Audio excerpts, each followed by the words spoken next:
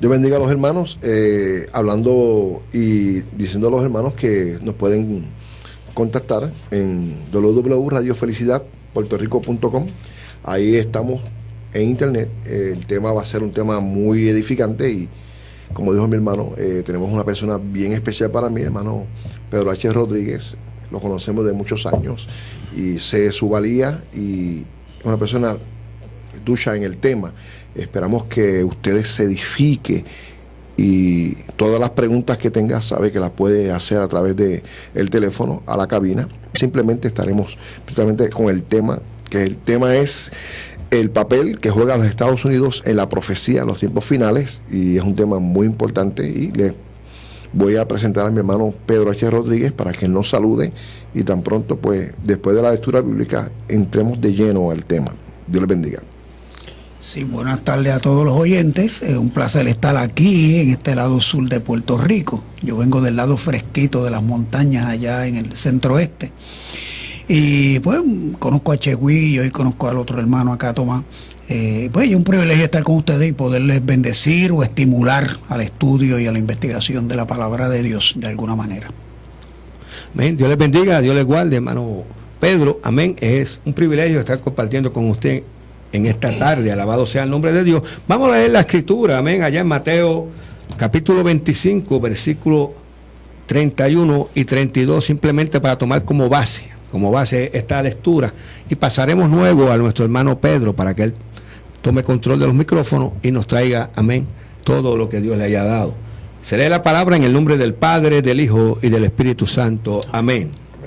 Cuando el Hijo del Hombre venga en su gloria y todos los santos ángeles con él, entonces se sentará en su trono de gloria y serán reunidas delante de él todas las naciones, y apartará los unos de los otros como aparta el pastor las ovejas de los cabritos.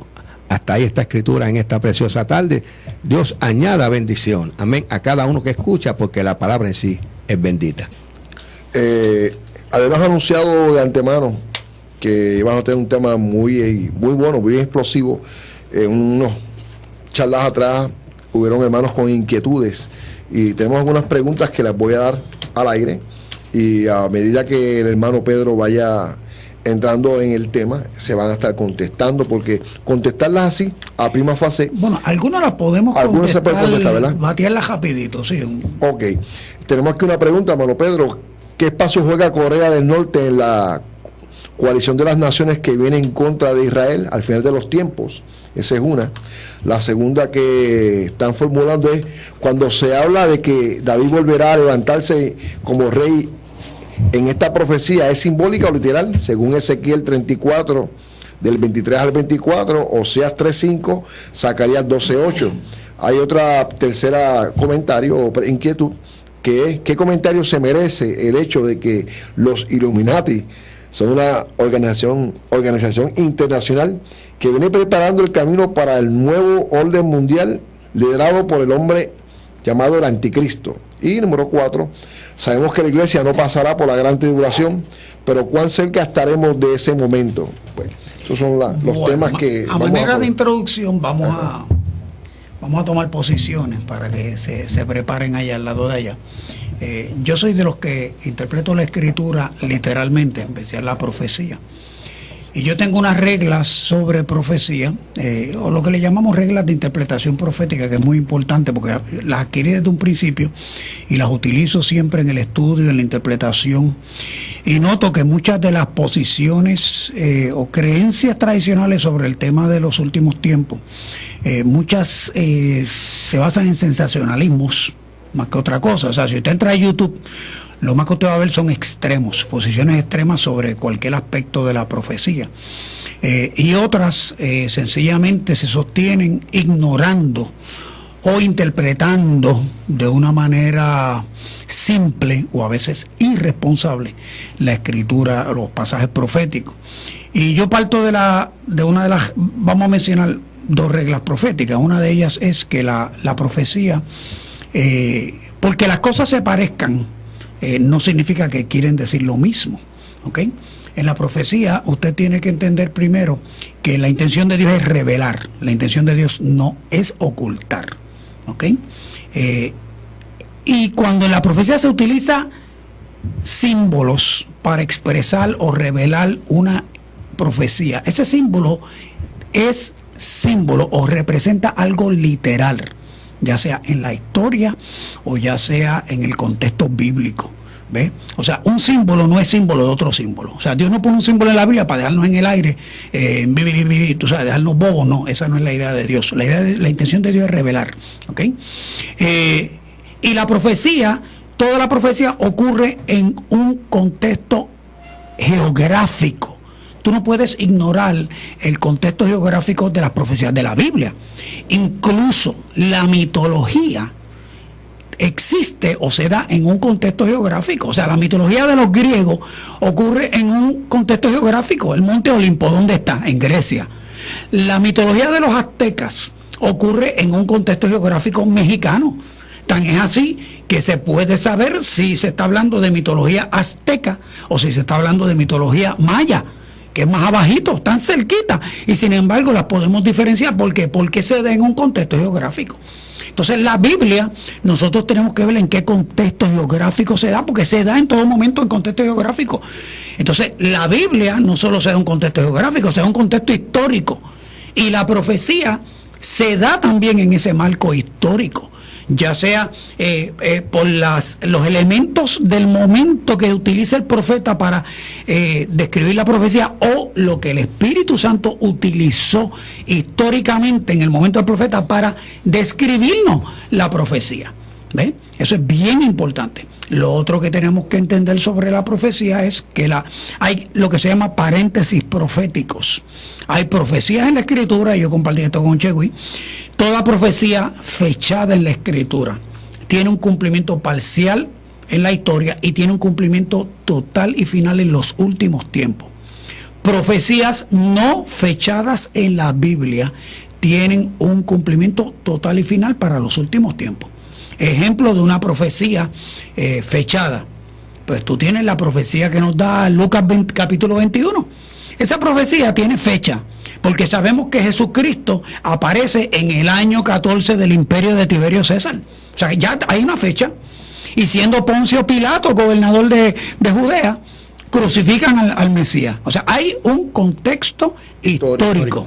Ahora, tú tienes una profecía como la de Joel. No sabemos cuándo se escribió la profecía de Joel, o la de Sofonía, o la de Habacuc. Amós, o sea, Zacarías, sabemos cuándo se escriben. Sabemos en el momento histórico en que esos profetas escribieron su profecía. Así que las que están fechadas tienen un cumplimiento parcial en la historia y un cumplimiento total al final. ¿Ok? Por ejemplo, cuando Jesús dice, profecía fechada, y Jerusalén será hollada, pisada por los gentiles hasta que los tiempos de los gentiles se cumplan, eso va a tener un cumplimiento parcial. ¿Ok? ¿Cuál es el cumplimiento parcial? En el 1967, después de 2000 años que los judíos fueron expulsados de Palestina, ahí los judíos por primera vez después de todo ese periodo, por fin logran tener acceso y control político de la ciudad de Jerusalén. Es un cumplimiento parcial. ¿Por qué es parcial? Porque sabemos que hay una profecía que no se ha cumplido, donde los judíos van a tener que salir corriendo urgentemente de Jerusalén y de Judea, y van a tener que seguir al desierto para escapar de la persecución del anticristo. Ese es el cumplimiento total, ¿ve?, de esa profecía. Fíjate que allá a los dos testigos le dicen en el capítulo 11 de Revelación: mide la ciudad, porque el atrio de afuera no lo midas, porque eso será entregado a los gentiles por 42 meses. Sí. O sea, que el control actual que puedan tener Israel sobre Jerusalén es parcial, porque viene un momento donde otra vez los gentiles toman el control de la ciudad y ellos tienen que salir huyendo de la ciudad. ¿Ok? Ese es un ejemplo para que entiendan estas dos reglas de interpretación profética, o tres que he mencionado básicamente. De ahí yo parto. Yo soy pretribulacionista, porque cuando uno estudia la profecía desde un punto de vista literal, con una hermenéutica literal, partiendo que la profecía nos está hablando de eventos literales, la conclusión al final que yo tengo que asumir para que toda la cronología literal, toda la geografía literal, todos los eventos literales como se van presentando, que van a ocurrir en la revelación de Daniel Apocalipsis, me obligan a yo tener una interpretación pre-tribulacionista. Entiéndase que la iglesia es levantada antes de que comience la gran tribulación. Fantástico. Hombre. Sí, no, es verdad. Pedro, fíjate, es como mirar un cuadro con montañas. Una se ven a primera fase primero, una segunda y una tercera. La primera impresión de ese cuadro que estoy pintando a los hermanos es, usted ve un cuadro plasmado, pero no ve la distancia entre cada montaña. Es correcto. Y hay unos eventos, como habló el hermano Pedro, que cuando se lee la escritura y la miramos a prima fase así, mira, esto es esto, estilo otro, pero hay que leer, saber interpretar y buscar el contexto de las ramificaciones de la profecía. Por ejemplo, el profeta de Dios en el Antiguo Testamento tenía que dar, para que la gente reconociera la validez de ese profeta, una profecía local que se cumplía en el momento histórico en que él estaba ministrando, mas siempre tiraba una profecía futurista, donde, claro está, se presentaba el proyecto, el proceso de Dios con las naciones o con el Mesías, porque todas las profecías que se hablaron del Mesías, ellos no vieron el cumplimiento. Inclusive cuando David en el Salmo explica, el Salmo 22, pues, que dice, Dios mío, ¿por qué me has abandonado? Que Jesús cita prácticamente la oración. Amén. David, como una fotocopia, entró allí. Él no sabía lo que estaba pasando, pero era la crucifixión. Antes que existiera Roma como nación, antes que existiera la crucifixión, ya David estaba proyectando y describiendo, completamente. Sí. Los perros me rodean, que eran los gentiles. La ropa la rifaron allí, y todo eso estaba ya plasmado. Y es interesante, Pedro, cómo la profecía, cuando se va cumpliendo, ¿no? Vemos que la valía que tenían estos hombres para estar conectados con Dios y poder presentar lo que la mente de Dios estaba diciéndole al pueblo. De hecho, las reglas de interpretación profética van surgiendo porque se ve el patrón del cumplimiento, de las que ya se han cumplido en la historia, se ve bien estableciendo un patrón del cumplimiento, de cómo Dios las reveló. Amén. Qué símbolos, qué formas gramaticales utilizó Dios para inspirar a los profetas a escribir, y cómo eso se cumple. Pues ahí se va viendo el patrón, y eso es lo que le llamamos reglas de interpretación profética. Amén. Así que sería bueno contestar por encima de estas preguntas, en deferencia a los hermanos que las hicieron, ¿verdad? Y después podemos continuar, entrar de lleno en lo otro. El asunto de Corea del Norte, es bien difícil tú decir qué papel va a jugar Corea del Norte, si alguno, en estas naciones que van a atacar, porque no sabemos si Corea del Norte exista o no.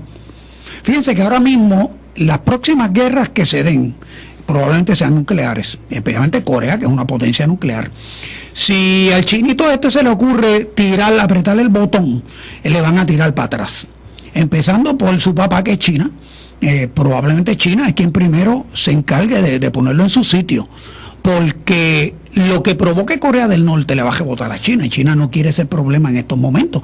Ahora que China se ha convertido en la primera potencia económica del mundo, si usted no lo sabía, si se enteró por aquí, ¿entiende? Y se enteró por aquí porque no está investigando, pero desde hace un año atrás o 2 años atrás ya se veía la economía de China como la primera economía del mundo, ¿ok? Y ya pues le comió los dulces a los Estados Unidos. Lo siento por lo velado. Inclusive la economía de Estados Unidos está corriendo dentro de la economía china. Pues claro, o sea, porque China está corriendo la deuda de los Estados Unidos. Exactamente. Muchos de las ayudas federales que estamos recibiendo son préstamos que China está dando a Estados Unidos. Exacto. Y cuando tú vas a Walmart, pues prácticamente todo es made in China. ¿Te acuerdan cuando éramos chiquitos todo era made in Japan? Ahora todo es made in China. Entonces, pues Corea del Norte no podemos decir ni tan siquiera si va a ser de esos reyes del este que van a cruzar el río Éufrates.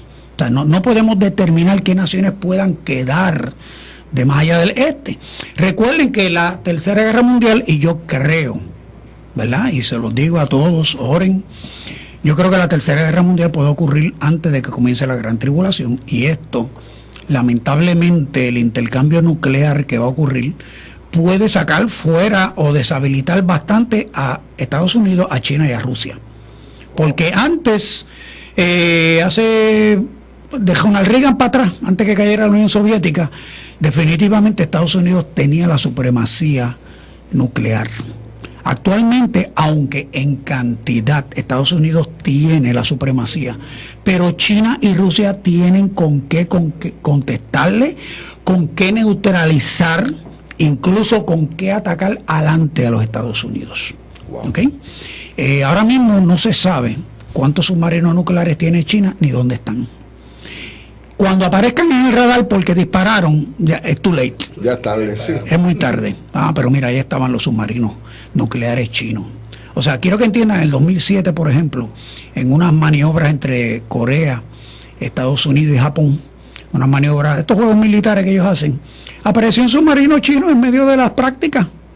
Y ya ustedes saben, el esfínter de estos que estaban participando en los juegos se les cerró bastante apretadito, porque como apareció el submarino se les desapareció en la cara y no pudieron rastrearlo. Eso significa que desde el 2007 China tiene una tecnología de submarinos suficientemente sofisticada para comerle los dulces a los que se creían los guapos del barrio, ¿ok? Es que Corea del Norte, pues este muchachito puede cometer una brutalidad, una imprudencia y lo pueden sacar del mapa en cualquier momento, empezando porque la misma China no necesita que Corea del Norte les cree una queja que no necesitan en este momento, cuando están ellos ganando el poderío y la influencia en el mundo entero económicamente. O sea, la queja es la alternativa cuando la economía deja de funcionar. Hay un viejo dicho histórico que dice que cuando los bienes dejan de cruzar la frontera, entonces los tanques empiezan a cruzar la frontera. ¿Ves? Así que eso es lo que podemos esperar con Corea del Norte. Sobre lo del rey David, pues eso se cae de la mata. O sea, si yo interpreto literalmente la profecía, el rey David va a reinar a Israel, va a gobernar a Israel. Aunque el Mesías Jesucristo va a reinar sobre el mundo en el milenio, por 1000 años, literalmente el mundo entero, David va a reinar sobre Israel, sobre el Israel restaurado durante esos 1000 años. O sea, porque es literal, ¿verdad? Si ese David es simbólico y representaba a Jesucristo, pues eso es porque usted parte de la premisa de que es simbólico. Pero cuando yo estudio todas estas profecías, Ezequiel, Oseas, Zacarías, son literales. Claro. Y como sabemos que David va a resucitar, ¿entiendes? Porque David habló de su resurrección. Veré a mi Señor en mi carne sé que veré a mi Dios, ¿entiendes? Pues mira, es literal, ¿ok? Sobre los Illuminati, pues hay mucha información sobre los Illuminati, mucha es exageración, mucha es falsa, pero sí es cierto, porque el problema es que nosotros tenemos la influencia de los jesuitas, tenemos la influencia del Mossad, o sea, el servicio secreto de Israel haciendo maldades por el mundo, tenemos los banqueros, toda esta familia de los Rothschild que usted estudia, todo esto, los banksters, todas estas mafias banqueras, todo esto cae bajo los Illuminati, ¿entiendes? El poder detrás del trono, el gobierno en las sombras de los Estados Unidos, ¿ok? La CIA, el FBI, o sea, todo esto está trabajando tras las cortinas, ¿ok? Sígale añadiendo cualquier otro grupo que se menciona, sociedades secretas, los masones, la masonería. Wow, es un grupo muy poderoso. Si tú me dices a mí, mira, todo eso está operando bajo las sombrillas de los Illuminati, pues yo te lo creo. Yo te lo creo. Porque los Illuminati se fundan oficialmente en 1700 algo por allá. Y ellos dominan la banca. O sea, el poder de ellos es económico. Y la regla de oro, el que tiene el oro, hace la regla. Esa es la regla de oro. Entonces, pues los Illuminati, es decir que todo esto están bajo o trabajando en conjunto o bajo la manipulación de los Illuminati. Pues mira, esto es cierto, eso yo te lo puedo aceptar fácil. ¿Cuál investigación es más certera que otra? Todas las investigaciones son buenas, todas te llevan a lo que está ocurriendo tras bastidores. La primera vez que yo escuché de los Illuminati fue en el 1970 y pico. Este sacerdote era el tercer sacerdote de la iglesia de Satanás. En aquella época no se hablaba mucho de los Illuminati. Y este señor se convierte. Y este señor testifica que cuando él estaba en su misa satánica, con todos sus adoradores y todo, y entraba un agente de Illuminati, la unción, para utilizar una palabra que usted entienda. La unción de este agente de Illuminati era tan poderosa que todos los adoradores se iban y se postraban delante de la gente de Illuminati. O sea, lo dejaban a él, que era el sumo sacerdote satánico en ese momento, y todos iban y se postraban. Esa es la primera vez que yo escuché de los Illuminati. Después, pues no le di mucha importancia al tema, hasta que actualmente pues uno se tropieza con los Illuminati donde quiera, ¿no? Pero la realidad es que este señor dice que esta Illuminati eran la gente que estaban preparando el camino para el anticristo. ¿Okay? Pues eso no es nada nuevo, no es nada que nos deba sorprender. Si el anticristo viene, pues mira, pues no hay nada de extraño que Satanás tenga montones de mecanismos ahora mismo por todo el mundo, operando, favoreciendo. A eso tú le añades la inacción de la iglesia, ¿entiendes? Eso tú le añades la conformidad y la comodidad de la iglesia, eso le añades el excepcionalismo de la iglesia. Entiende que somos los niños lindos de Dios y que Dios nos va a cuidar y nos va a proteger y Dios va a convertir el planeta en un Disney bien grande cristiano para que nosotros disfrutemos aquí. Pues mira, pues obviamente Illuminati está ganando terreno, está ganando influencia y está neutralizando a la iglesia en muchos frentes. Y lamentablemente, a menos que la iglesia recupere su cultura de oración, pues nos van a pasar el rolo y veremos persecución más poderosa, más dramática, más terrible de la que se ha visto hasta ahora, porque sencillamente estamos entregando el poder y la autoridad que Dios le da a la iglesia para que conquistemos el mundo. Y al decir conquistarlo, no estoy hablando de conquistar la economía del mundo para nosotros tener buenos templos con aire acondicionado y sillas bien cómodas, bien antiortopédicas, by the way. Y entonces, mira, no es de extrañarnos que el satanismo, el paganismo, la debacle moral, la corrupción en todos los ámbitos de la sociedad y de la cultura estén progresando y la iglesia perdiendo. Wow. ¿Okay? Pedro, entonces se vira la tortilla. Entonces, la vida nos manda a nosotros amarrar al hombre fuerte. El hombre fuerte está amarrando exacto a la iglesia. Es correcto. Y como desgraciadamente, y lo comentaste, estamos jugando el jueguito de la religión y de las cosas bonitas y qué chulería, le cambiamos el nombre a Jesucristo, buscamos los elementos que son bonitos, que nos gusta de la iglesia y hacemos dentro de la cultura cristiana, estamos haciendo diversiones, estamos entretenidos. Es correcto. Y viene Satanás, nos pasa por el frente, no sabemos quién es él. Vemos que el enemigo en vez de ser Satanás son la iglesia que está al frente o el movimiento que está al frente. Le creemos a los que predican una teología rara, que es la teología de la prosperidad, que no tiene nada que ver porque no es teología, y la Biblia te habla de la prosperidad buena, es la que cuando tú buscas de Cristo, las demás cosas vienen por añadidura. No buscamos la añadidura, buscamos a Cristo. Exacto. Y estamos hechos unos espaguetis y no somos efectivos en la lucha espiritual que tanto se promueve, pero no se hace. Se ha cambiado el culto de oración, el culto de búsqueda de Dios por las alabanzas, que no es malo, pero se le da más importancia a decir gloria a Dios, aleluya, amén, que a tirarnos de rodillas y clamar y buscar que humillarnos, como dice la Escritura. Fíjate que una de las funciones de la iglesia es la adoración, es adorar, punto. Claro. Pero lamentablemente la adoración no es para sustituir la guerra espiritual. Tan es así que ahora hasta tú haces guerra espiritual alabando, vaya, como Josías puso al pueblo a cantar y todo para aquella batalla contra Moab, Siria y Amón. Pues entonces, si alabamos a Dios, ya estamos haciendo guerra espiritual. Mire, está equivocado. Está bien equivocado. ¿Ok? La guerra espiritual se hace intercediendo, se hace orando. ¿Ok? Si tú coges el libro de los Hechos, por encimita, en los únicos capítulos que no se habla de la oración en los Hechos de los Apóstoles, el capítulo que Pablo va camino a Roma. Todos los demás capítulos del libro de los Hechos, usted va a ver la oración. Va a ver la oración. ¿Ok?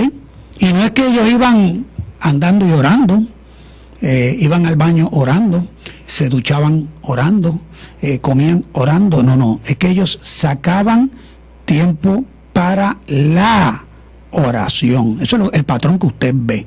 ¿Ok? No estoy diciendo que usted no puede orar mientras está en el tapón o mientras está en el baño duchando, ¿entiendes? Pero tú no ves eso en la Escritura. En la Escritura tú ves que la gente sacaban tiempo para orar, ¿ok? bien importante. ¿Okay? Súper. Entonces, mientras sigamos sustituyendo la oración con alabanza, con la lalandia, con el espectáculo que montan a veces en los altares en las iglesias, todo aquello que se hace con energía eléctrica para sustituir la oración, la iglesia está entregando su territorio al enemigo.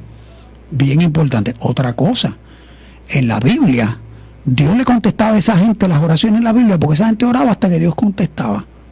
Nada más con el testigo. No había tregua. Sí. No era email. No era- No era email. No. Sí.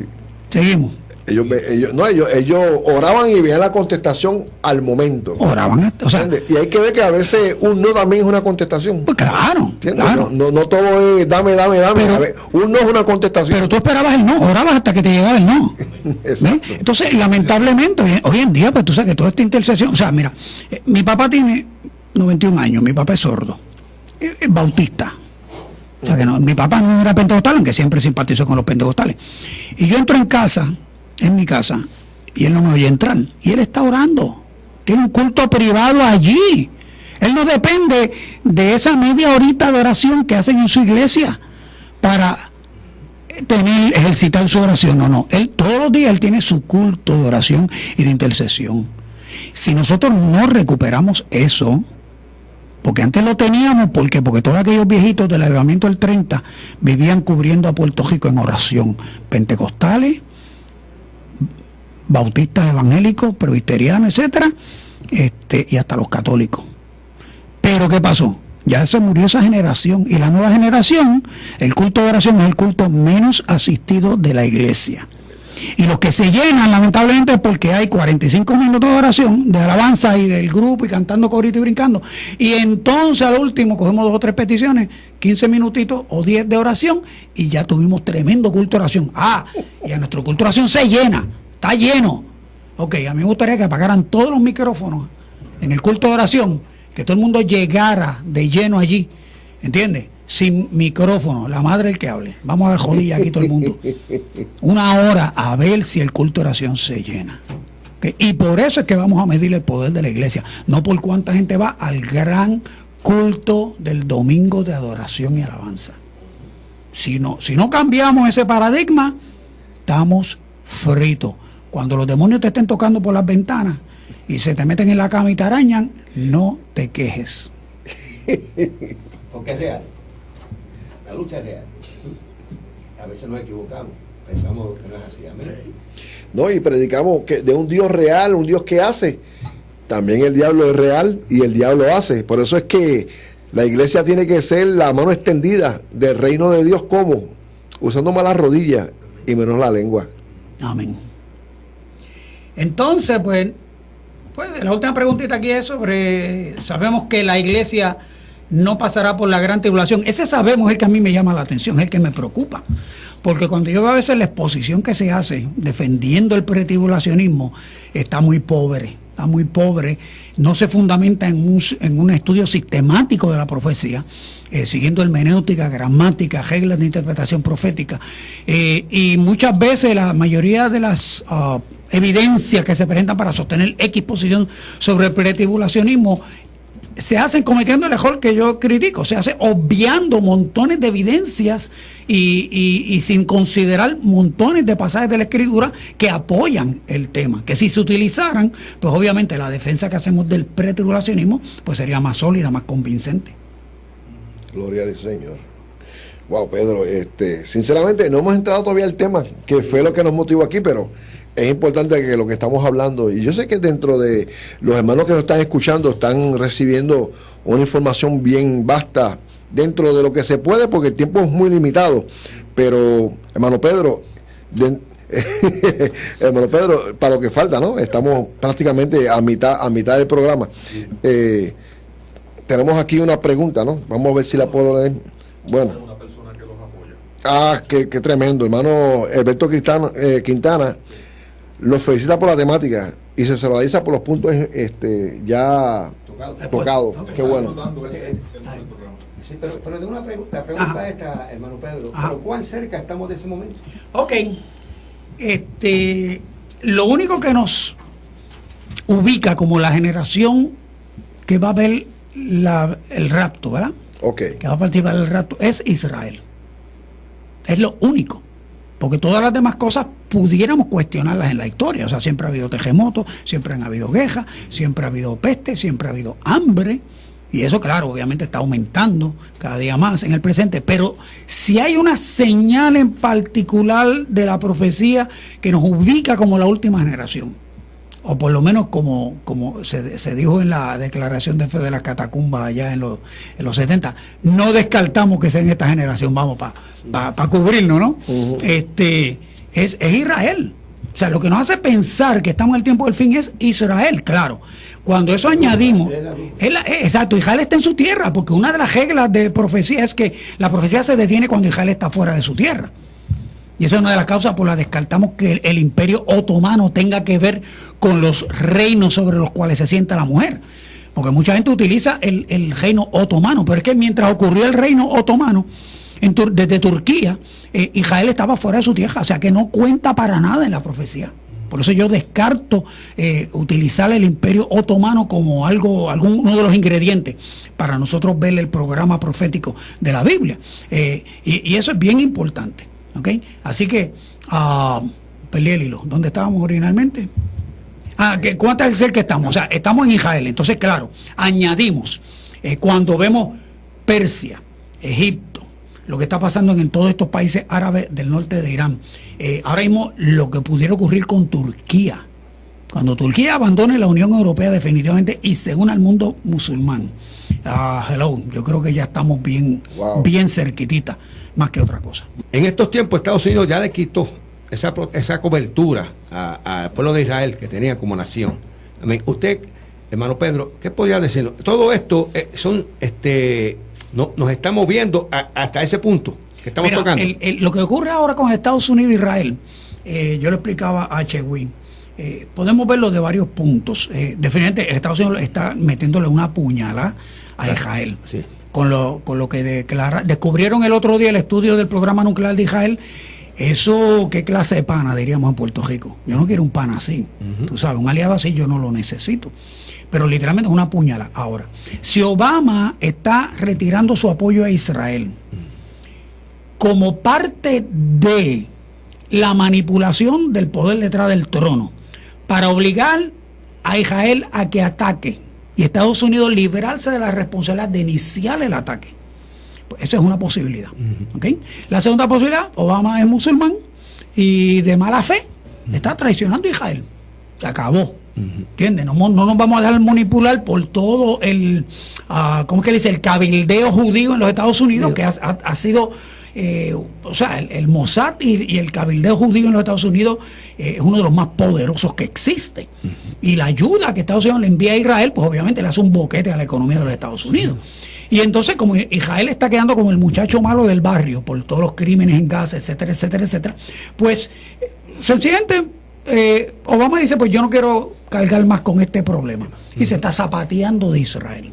¿Okay? Claro, bíblicamente sabemos que Israel se queda solo. Israel se queda solo y todas las naciones, es Israel y todas las naciones. Ese es el cuadro final. Vienen a atacar a Israel. ¿Ve? O sea, que puede ser que Obama esté operando por dos cosas.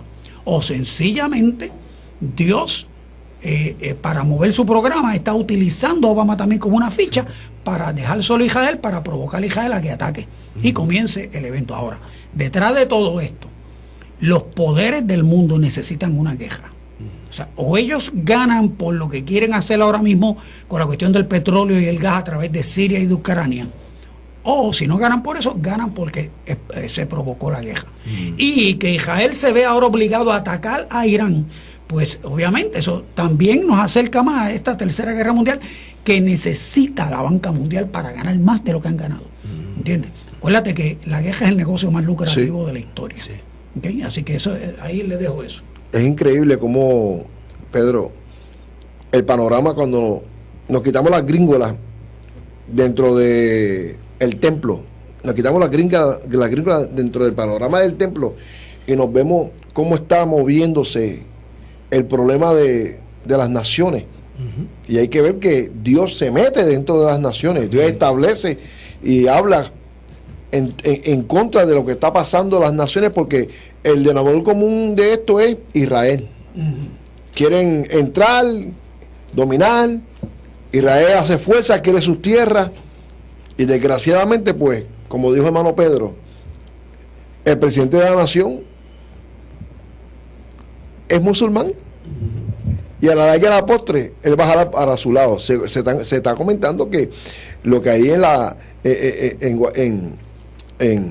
la sala presidencial, eso es, el tema es el Islam y el musulmán, y desgraciadamente, hermano, estamos viendo cómo Estados Unidos ya no es la potencia que era hace 40 años atrás, porque las guerras a Estados Unidos le ha hecho daño, porque se han comprometido con su dinero a respaldar a las naciones que están involucradas, desde la familia Bush para acá, que han quitado prácticamente todo el dinero a la nación americana, y la están usando solamente en armas, en guerra y en apoyar a los aliados. Hay que añadirle el detalle bíblico. Por ejemplo, la profecía de Joel te dice que Dios entra en juicio con las naciones porque dividieron a mi tierra. Amén. Entonces, Estados Unidos es uno de los promotores más importantes en que Israel divida con los palestinos. ¿Ok? Y sin entrar en la discusión de si los palestinos merecen tener su cantito allí o no, ¿verdad? Eso es aparte, eso es una discusión aparte. Pero que el hecho es que cuando Dios entra en juicio con las naciones, una de las razones es: han dividido mi tierra. Entonces, ¿qué vemos? Que Estados Unidos, y Obama más que nadie, está haciendo todo lo posible porque dividan ya. De hecho, había un deadline el año pasado para que ellos acabaran de dividir. Entonces, tal vez esto, dicen muchos estudiosos de la Biblia, que probablemente si Dios ha retardado su juicio contra los Estados Unidos, una de las razones era que Estados Unidos era aliado incondicional de Israel. Apoyaba a Israel. ¿Ok? Y por otro lado, Estados Unidos es quien más misioneros apoyaba en el mundo. Pero ¿qué vemos? Que estas dos cosas han ido desapareciendo de los Estados Unidos.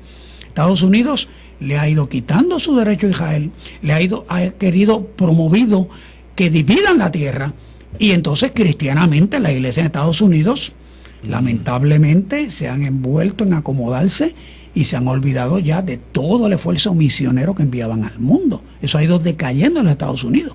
¿Okay? Entonces, pues cuando vemos eso, pues obviamente llega el punto, el tipping point, le dicen en inglés, donde Dios dice: bueno, ya no hay razones para yo retardar el juicio, para yo extenderle mi misericordia a los Estados Unidos. A menos que la iglesia en Estados Unidos, de hecho hay muchos movimientos que están en ayuno y en oración buscando arrepentimiento, que Dios tenga misericordia de la nación. Wow. Pero si Estados Unidos no explota un avivamiento en los próximos, ya están pasados. Mira, el juicio, se entiende que ya el juicio comenzó. Y tal vez Obama mismo es parte del juicio de Dios contra los Estados Unidos. Tiene que desaparecer como potencia. Amén, eso es así. Porque Estados Unidos no aparece como potencia. En el contexto. Exacto. Si aparece definitiva e indiscutiblemente, aparece con todas las naciones que van a ser destruidas por Dios, que van contra Israel. Es como el punto convergente para traer todo esto, se relacionado con Israel, que puede traer el detonante, podríamos decir el detonante para que Israel proceda a dividir o no dividir. Suponiendo que Estados Unidos los fuerce. Netanyahu dijo que no va a dividir, punto. Amén. Se acabó. Olvídense de eso, por ahí no es. Claro, esto lamentablemente va a provocar. Amén. O sea, ahora tenemos otro botón más para empezar la Tercera Guerra Mundial. Porque Ucrania, o es Siria, o es Irán. Cuando Israel ataque Irán. Porque Irán va a tener la bomba si no la tiene ya. Ya tiene con qué tirarla. Que pongan la cabecita nuclear, eso es lo que hay que ver. Cuando ellos la tengan, Israel vea eso, Israel va a ir a atacar. Y va a arrasar, y eso va a ser un trigger porque el Mediano Oriente va a explotar cuando Israel ataque. Y eso no hay que tener dos dedos de frente para saber que Netanyahu va a atacar. Punto. Él lo ha dicho en todos lados, no lo ha cubierto, no lo ha disimulado. Si ustedes no le meten mano, lo viene diciendo desde hace 2 años atrás. Si ustedes no paran a Irán, nosotros lo vamos a parar. Y eso viene, así que... Hermano Pedro, sobre el tema que no hemos podido entrar completamente en él. No, y ya para lo que falta, pero podríamos asumir, como dijo usted ahorita, amén, Estados Unidos dentro del contexto bíblico como nación desaparece. O como potencia. Vamos a ponerle como potencia, amén, dentro del contexto bíblico, porque no se contempla, amén, dentro del contexto bíblico esa potencia, ¿verdad que sí? Desaparece como tal. Eso yo lo vengo diciendo desde los 70, cuando yo empecé a enseñar Daniel y Apocalipsis. Y entonces, lamentablemente lo que vemos es una potencia en decaimiento. Claro. O sea, ya no es el primer lugar económicamente. Estamos hablando que Estados Unidos tiene una deuda que es más grande que todo el GDP, la producción del mundo, el valor económico del mundo. La deuda de los Estados Unidos es más grande que eso. O sea, es ridículo pensar que algún día se pueda pagar esa deuda. Lo único que puede ocurrir es, para que Estados Unidos se libre de esa deuda, es una queja. Que puede ser que la estén promoviendo bajo otros bastidores. Es que es la única manera de ganar. Porque es tan ridícula la deuda.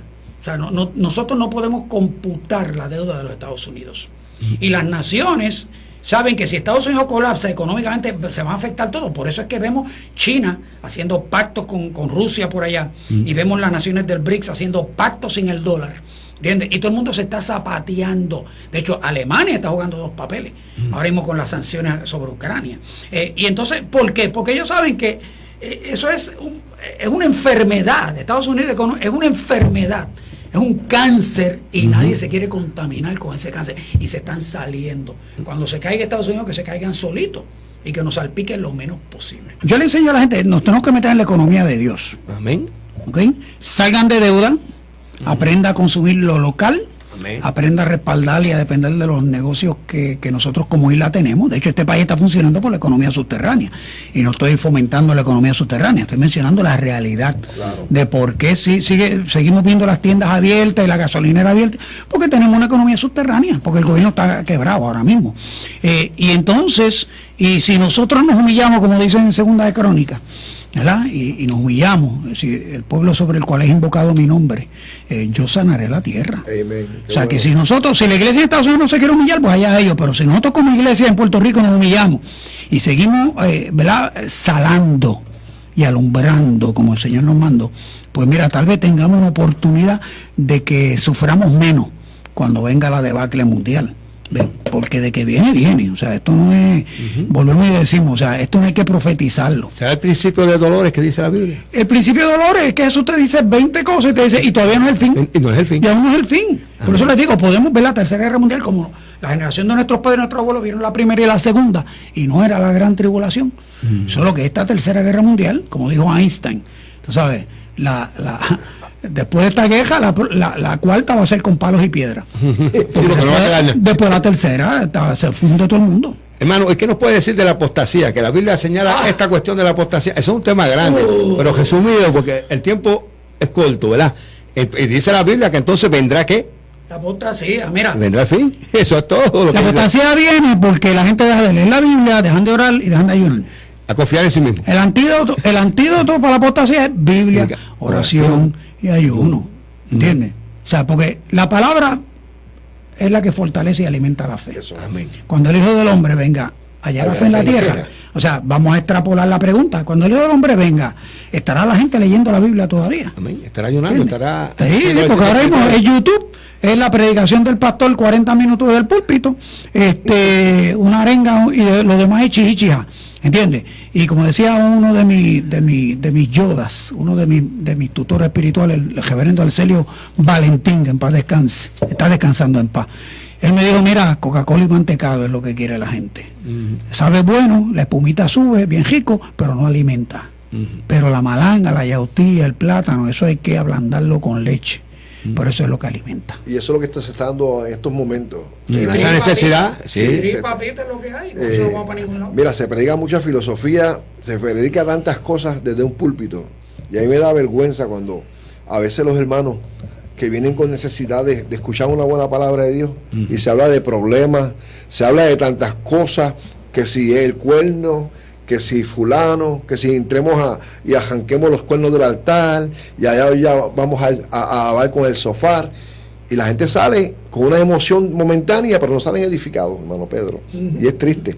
Nos llamó el hermano Ferrer y nos felicitan por el tema que estamos imponiendo. Estamos tratando de tocar. Sí, y pues dice que nos va a llamar, pero de todos modos estamos contentos con lo que está pasando, y sinceramente, hermano, estos son temas que dejan a uno con las ganas, ¿no? Porque el tiempo es corto y creo que tenemos... Un saludo a Beto y a René, pioneros de la catacumba de Ponce. Un abrazo. Ya están saludados, hermano. Quiero recordarle a que nos escucha, mire, sigue siendo los teléfonos 836-1570, 840-7105. Y si acaso por internet, hermano, puedes dejarnos su pregunta. El tiempo avanza, amén. Queremos decirle, este es el programa Llegando a tu Corazón. Sí, antes de terminar, y damos gracias a hermano Pedro. El hermano Pedro nos dejó su teléfono, pero como él dijo, es para conferencias largas. Esto no es para un maratón de conferencias. Media hora, el hermano viene de lejos, ¿no? Y que los hermanos se sientan con el bomboncito, no. El hermano Pedro trae como hasta ahora y se nos fue el tiempo prácticamente contestando a las preguntas. El teléfono del hermano Pedro es el 787-688-1807 para los que los quieran saber. Y el hermano Pedro, usted coordine con él. Él tiene una agenda pero que muy cargada. Actualmente lleva casi 2 años dando Apocalipsis y no ha terminado. Va por el capítulo, ¿cuánto? 17. Vamos por el 19. Por el 19. Llevan 2 años y todavía no ha terminado Apocalipsis. Imagínense, hermano, que mucho hay que cortar. Amén. Así que damos las gracias públicamente al hermano Pedro por estar aquí con nosotros. Sacó de su tiempo. Ustedes por invitarme. Y esperamos algún día tenerlo nuevamente. Sí, porque yo sé que el tema, y todavía falta todavía más de lo que se puede hablar. En algún momento que él tenga a disposición y pueda estar con nosotros, trataremos, amén, de que lleguemos.